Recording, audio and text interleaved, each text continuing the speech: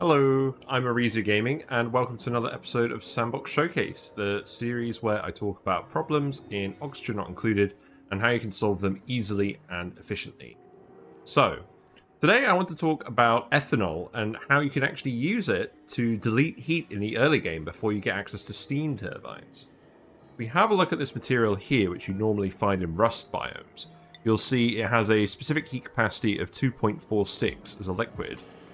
However, if we actually have a look at it as a gas, and it boils into a gas at around 81 degrees C in practice, the gas has a specific heat capacity of 2.148. So what that means is, if you repeatedly boil and condense ethanol, it's going to delete heat. And you can use this in the early game to cool down your base, if you're willing to invest a lot of power into actually repeatedly cooling the ethanol after it's boiled. So today I just want to talk about a few quick early game builds that you can do to use this fact and the situations where this might actually be useful, because this is not something that you're generally going to use. Generally, in most runs, I would suggest just using a steam turbine instead. But we're here on an Oasis save, and this is one of the contexts that I think is quite useful, because Oasis is a map where you're surrounded by hot sand that's almost too hot for your dupes to go through in temperature. And this sand separates you from a lot of the biomes on the map. So it separates you from the oil biomes, where you can actually get crude oil, which you can then turn into plastic by refining it into petroleum first. So you've got a nice big barrier of hot sand there. And you've also got the jungle biomes, which are often even further away in this map, which is where you can find the Drecos, which would allow you to breed glossy Drecos and get access to plastic. So all in all, it's quite hard to get access to plastic for steam turbines on an Oasis start, and the entire map starts off hot with that heat creeping in pretty quickly. So if none of your nearby geysers are cold water sources, and if you're not particularly close to the cold space biome, which is a new thing in the Spaced Out DLC that you can dump heat into, you might struggle with heat. So this is a good use case for the ethanol heat deletion trick. It should also be noted that you can do this on radioactive ocean asteroids when you start on the moonlets setting. But the reason you would do that is because you don't have access to the jungle or the oil biome until you get rocket travel. And that might take a while, perhaps longer than you want. So in those cases, you might want to grab some ethanol and use it to delete heat rather than doing space travel before you can build a steam turbine. However, it's not as urgent on those maps because generally the radioactive biome is cold, the asteroid is cooler in general, and there's usually at least one cold water geyser on the radioactive ocean asteroid. Not always, but most of the time. So really this is kind of an Oasis only trick. And on all the other saves, just get plastic and make a steam turbine. But yes, on both the Oasis asteroid and the radioactive forest starts, you do start in a forest biome, and you have access to arbor trees.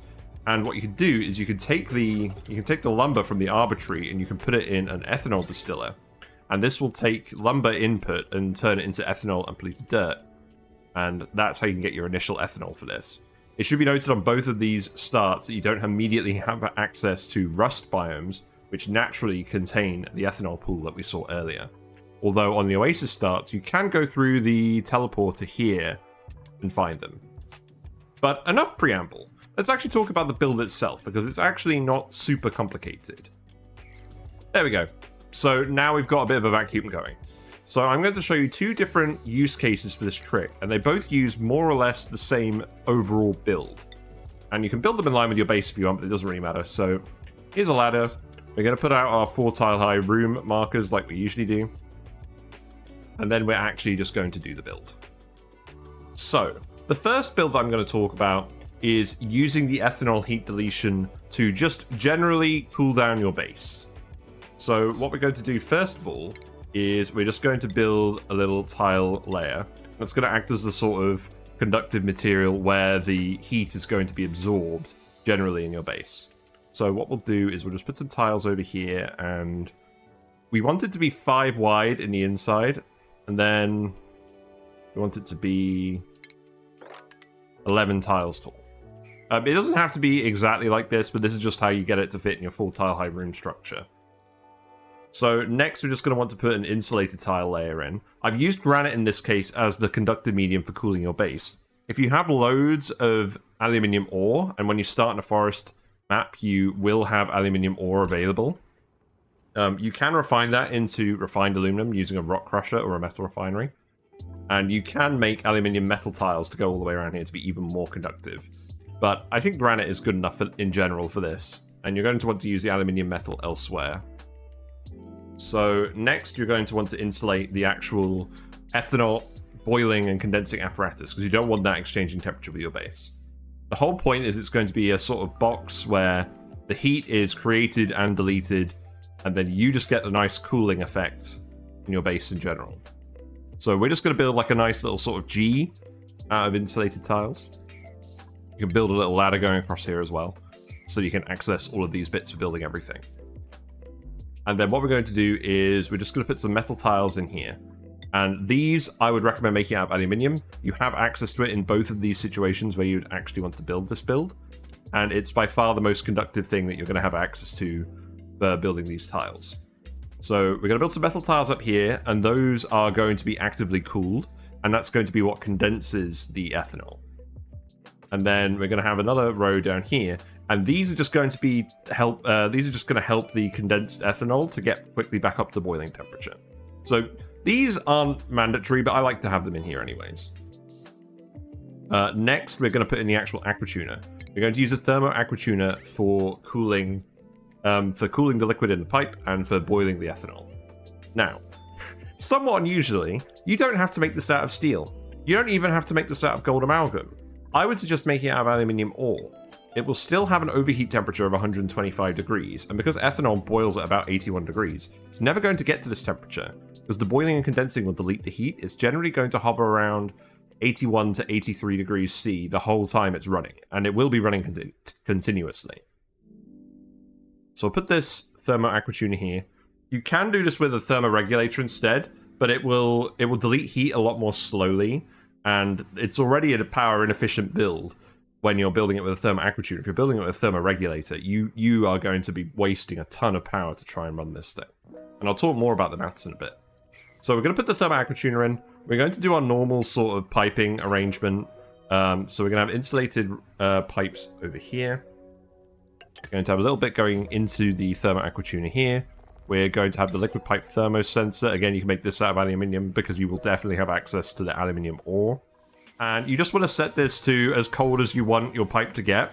So I'm just going to set it to send green signal if above -5. Because we're just going to want this to run continuously just to cool the whole base in general. We can keep this bit insulated. It doesn't really matter too much. So this is just going to go up here. And then it's going to bridge here. And then it's going to bend up here.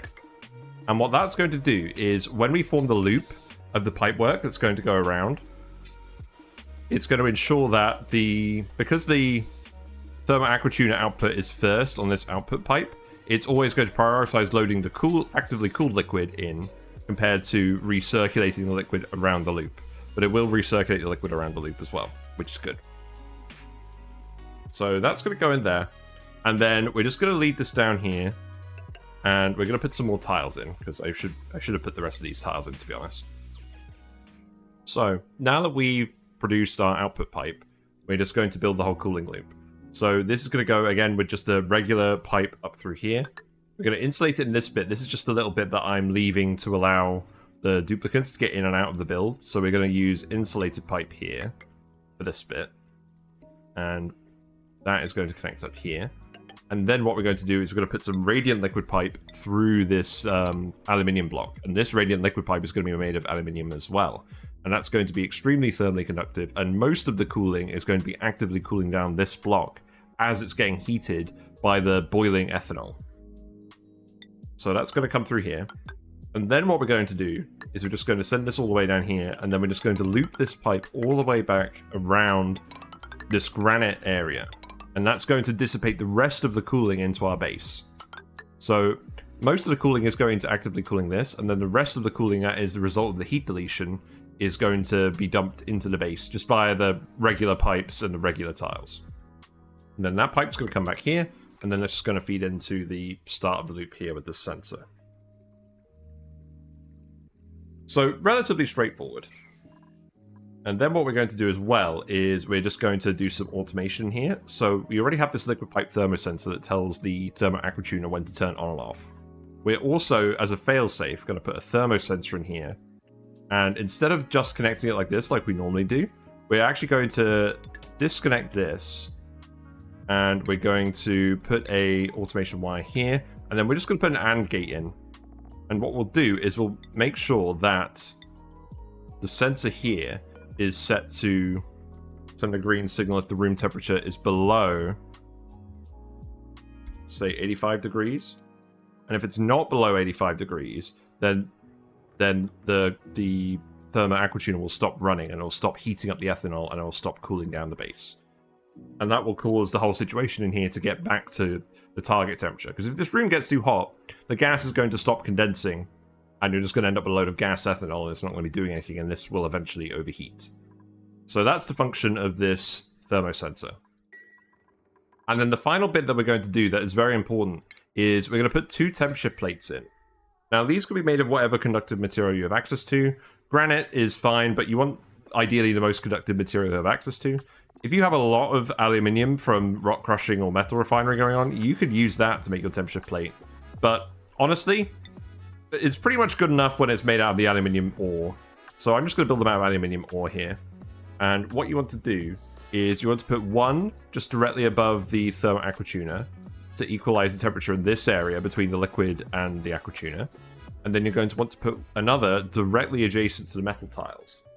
So what this is going to do is it's going to make sure that all the ethanol exchanges heat when it passes where these ladders are. So you're going to have gas up to here, and then it's going to condense up here, and this is all going to be vacuum. And you'll know if the room is starting to overheat, because while this is being actively cooled, the cooling and condensation of the gas won't be enough, and it will creep up here. And then you know you're going to have issues. And importantly, this also ensures, because you've got the vacuum here in general, this means the hot ethanol that's being boiled down here is going to be separated from the cooling effect. Because when it's a liquid, it's not going to be actively cooled, because all the cooling element is here. This is the only part of the room that's getting cooled, and it's separated by vacuum from the liquid. So the liquid will keep getting hotter until it boils, and then it will immediately cool once it turns into a gas, and it can actually interact with this Tempshift plate. And that's essentially how the build works. It's relatively simple. So now, to fill this with ethanol, you could just use the ethanol distiller, as mentioned before. Just grow an arbitrary... You could grow it using your duplicant's pee, to be honest. That's absolutely fine if you don't have any other polluted water available. But you probably will have some polluted water available. The actual mass of ethanol, you're generally going to want about 50 kilograms per tile. So we'll put 50 kilograms per tile down here. And what you'll also want to do if you want the duplicants to continue to access this room is you'll want to put a little bit of ethanol here. It doesn't have to be the ethanol. It can be any liquid. Remember, this is all going to be vacuum here. And it's not going to actually interact with the gas, or it's not going to interact with the cooling because the temperature plate is over here and doesn't have range on this tile. So we'll just put a little bit of ethanol here to show that gap. And then the rest of your dupe space with your 4 tile high room structure could just go here, and it's absolutely fine. You can put some pneumatic doors in here as well to keep your dupes from just accidentally wandering into the room. And then this should maintain a vacuum pretty well. So we'll just put some gas here and you'll see that.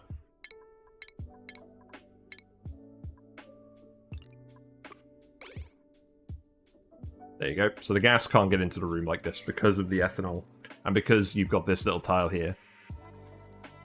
So now that we've done that, we can get this running.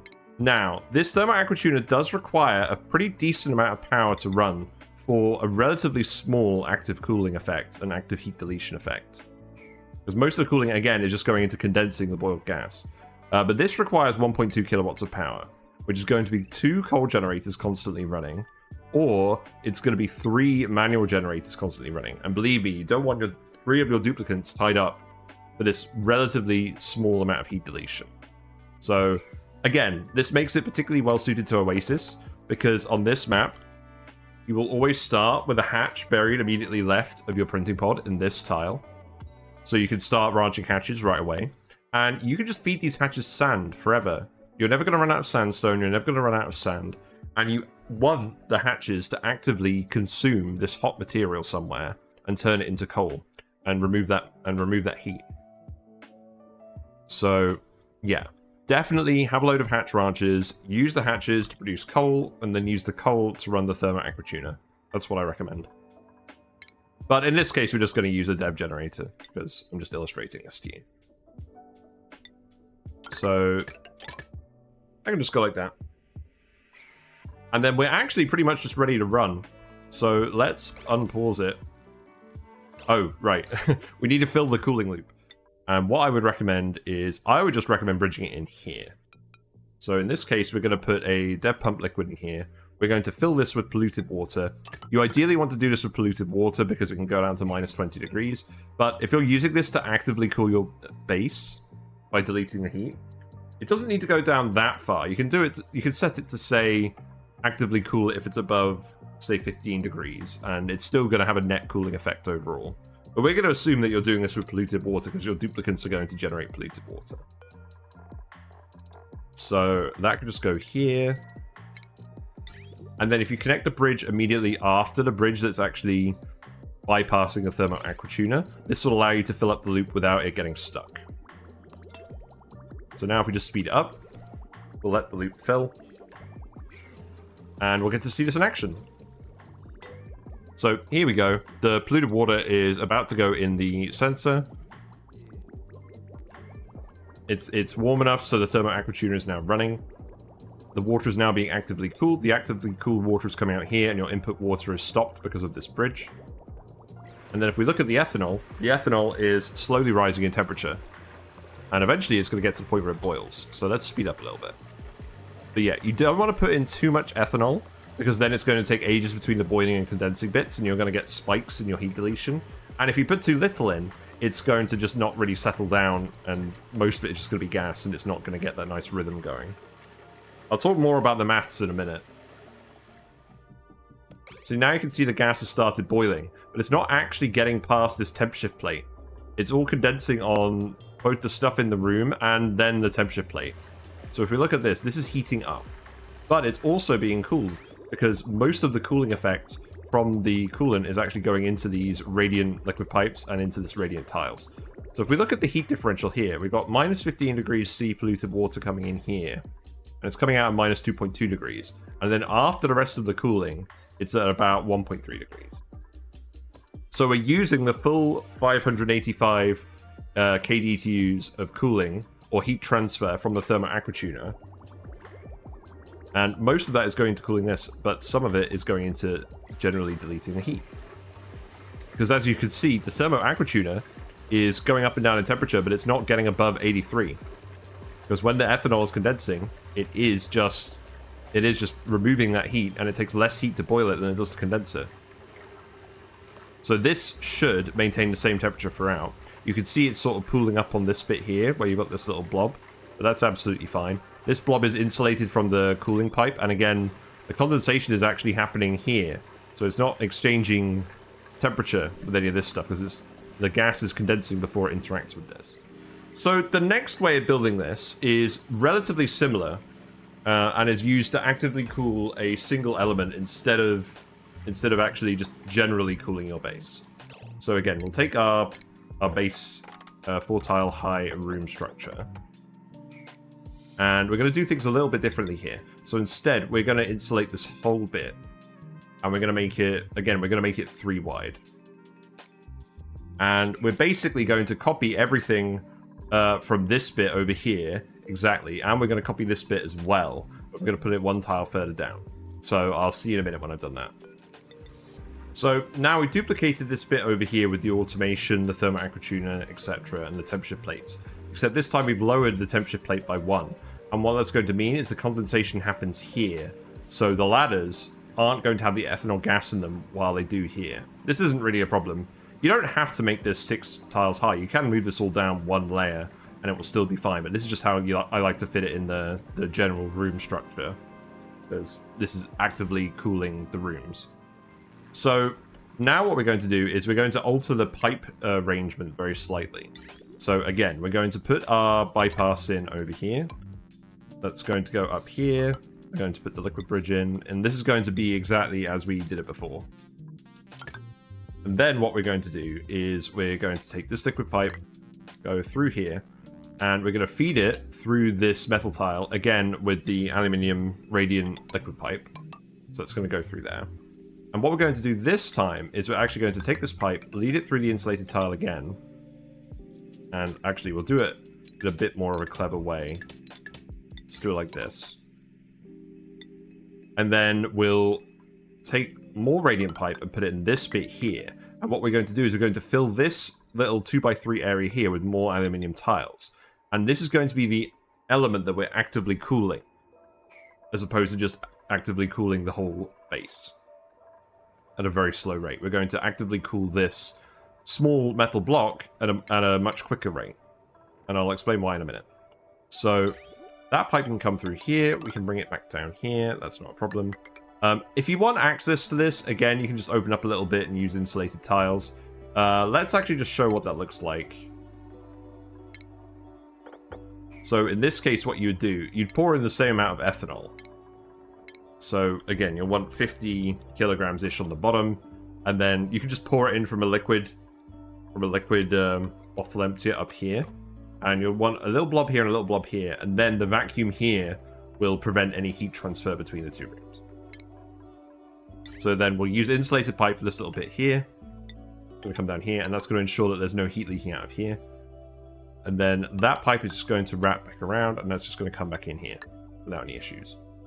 And in terms of actually putting the liquid on this loop, again, you would just take a liquid bridge, you put it immediately after the bridge that's bypassing the Aquatuner, and you can just connect that however you want. It doesn't really matter. So we'll just do it like that for now. So that's going to fill this loop up. And again, that's pretty much done.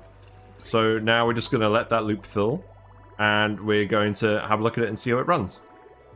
So now again, the liquid is going into the Aquatuner. It's getting actively cooled. And it's immediately cooling down this element first, and then the rest of the cooling power is going into this element. And that's going to take a little while. You can see this is already starting to get cooler on the outside. You can see now that this has been running for a little while, these tiles are cooler than the general outside temperature, and they are having an active cooling effect on the outside of your map. Is it going to fight the heat from Oasis on its own? No. You'll still want to build your insulated tiles over here to block out all of the heat from the hot sand biomes. But this will definitely help just cool your base in general. So now you can see this is all cooled down properly. So now there's no gas in here. The ethanol is condensing over here anyways. And again, we're getting the same thing where the thermal Aquatuner isn't getting above 83 degrees in either of these rooms. And your duplicants can access them. We'll put some we'll put a pneumatic door over here as well for neatness. And now you can see this element is getting quite cold. Now, what I would say with this is, instead of using polluted water, you could actually use ethanol in this loop. And then you can set it to a lower temperature, say minus 35 or minus 50 or whatever you want. And then that's going to get this block all the way down to minus 50. And then what you could do is you could take your conveyor rail, where all of your food, your cooked food is coming in. You could weave it through this block, and you can make this block as big as you want, to make sure the food is getting all cooled down properly. You can also set this up on like a shutoff to recirculate through here multiple times until it's cool enough. But I would just make this block as big as you need to make sure you're actually getting the cooling. And obviously you can just deconstruct these tiles and build more block as needed. So you don't really need to worry too much about that. Just sort of trial and error it and see how big you want your block to be.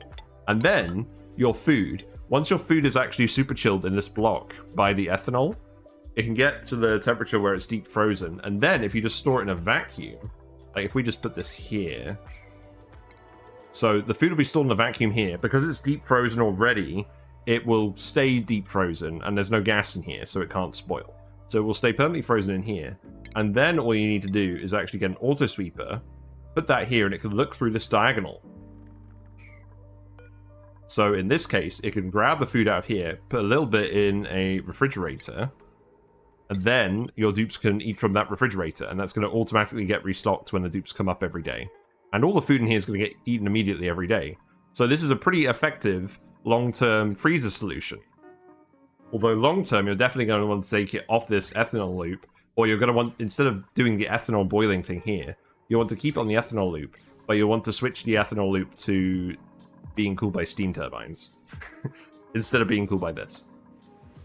So now, while these blocks are running intermittently, I'm just going to talk about some of the maths behind this.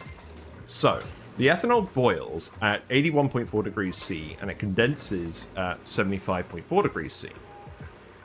Because the liquid ethanol has a specific heat capacity of 2.46, boiling the gas requires 14.76 kDTUs of heat per kilogram once it's at the condensation temperature. And then condensing it again only requires 12.88 kDTUs, because the specific heat capacity is 2.148. So, a thermal aquatuner filled with polluted water cools down the liquid by, or it has an active cooling effect of 585.06 kDTU. This is 140 kDTUs times the specific heat capacity of the water, which is 4.179. If you're filling this aquatuner with ethanol instead, then that active cooling effect is only going to be 344.4 kDTUs. So, because of how that works out, the polluted water-filled thermal aquatuner can continuously boil 39.64 kilograms of ethanol, which is just 585.06 divided by 14.76. And similarly, with the ethanol-filled pipe thermal aquatuner, that's going to only boil 23.333 kilograms per second of ethanol in this room, because of the lower heat capacity of the ethanol coolant. And the overall heat deletion effect from the polluted water loop, boiling around 40 kilograms per second of ethanol, is about 74.2 kDTUs per second of heat deletion. So that's the active cooling effect that you're going to have outside here. And similarly, if you're using the ethanol coolant only in this block, then that heat deletion is going to go down to about 43.68 kDTUs. But with a freezer, you generally don't need that much heat cooling to keep your metal block cold. The heat from the food going in, unless you've got loads and loads of duplicants, is usually going to be below this. So you're usually alright. But yeah, we'll just fill this pipe with ethanol now to illustrate that you can do it with either. So now, as you can see, we've filled this loop with ethanol, and what we'll do is we'll lower the temperature down to, say, minus 25 degrees. And that will ensure that the coolant actually gets cool enough to deep freeze the food as it comes in through this conveyor loader here. And the overall heat transfer of the thermal aquatuner will be lower doing this, as discussed, but it's worth doing for this use case if you're if you're massively overproducing food, say from your initial hatch ranches on Oasis, and you want to be able to store it. You can do it like this. And then when you're done and you've got plastic and you can deprecate this, you just take your ethanol loop and you just hook it up to a thermal aquatuner with a steam turbine instead. So yeah, that's the build. You can use this to boil and condense ethanol to delete heat instead of using a steam turbine. It does take a large amount of power, and you're only going to want to do this in cases where you don't have access to plastic for steam turbines. So that's going to be either the radioactive ocean start on Spaced Out, where you need rocket travel to get any access to plastic, or Oasis, where your oil biomes and your jungle biomes are potentially far away, and you might need the active cooling before you can even reach those areas. But in those circumstances, the ethanol does delete the heat. These aquatuners aren't overcooking. These aquatuners aren't overheating.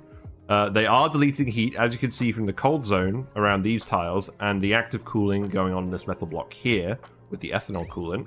And you can use this either with polluted water to just generally cool your base, and this is more power efficient, or if you specifically want to cool your food storage early on, you can use it with ethanol instead.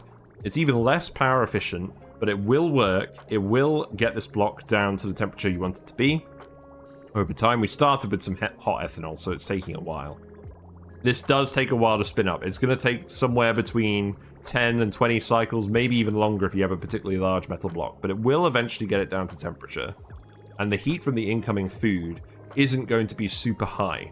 So about 40 kDTUs of heat deletion is enough to generally run your food storage if you've got a reasonable number of duplicants for a base. But yeah, let me know in the comments what you think about the ethanol heat deletion strategy. Do you like to use this on your runs? Do you use this more often than you should instead of just steam turbines? Let me know if you've got any other interesting uses for ethanol. We'll do more videos about it soon once we've actually generated a bit more with our pips and our trees and everything. But yes, if you liked the video, feel free to like it and subscribe to the channel for more Oxygen Not Included build guides, discussion videos, meme videos. We do stream on Twitch. We're doing a run at the moment where we're on Oasis and chat is allowed to ban exploits, which is perhaps why we're using this instead of a more normal method of heat deletion. And yeah, it's been a lot of fun. There's also the Discord where we hang out and we post memes and builds. There's lots of discussion for Oxygen Not Included there, as well as Dyson Sphere Program and other games. So yeah, thanks for hanging out, and I'll let Whiskers do the outro. See you soon. Bye for now. Whiskers sends thanks to the following Twitch subscribers and YouTube members: 999999999, Alba6CD, ATPSS, Brynree, Clubstep 2000K, Cyber Gods, Duvid, Dotterly, LT424, Flatulent Hole, FRD. Flynn Flan, Grey Area, Kahako the Fae, Laden Swallow, Malfunction 808, Markow Gamer, MCDJ Cookies, Mitboy42, Mordev, Mr. Pink Panther, Neo Deus Machina, NN Kiefer, Priest Zero, Punk W444, Regan Wolf 2017, Shenry, Sinister Plank, Sulbian, The Bat Guy, The Max Not Binary, Thork, Wanderer 77, Wojum, Wolfreg and XD Got Creepered.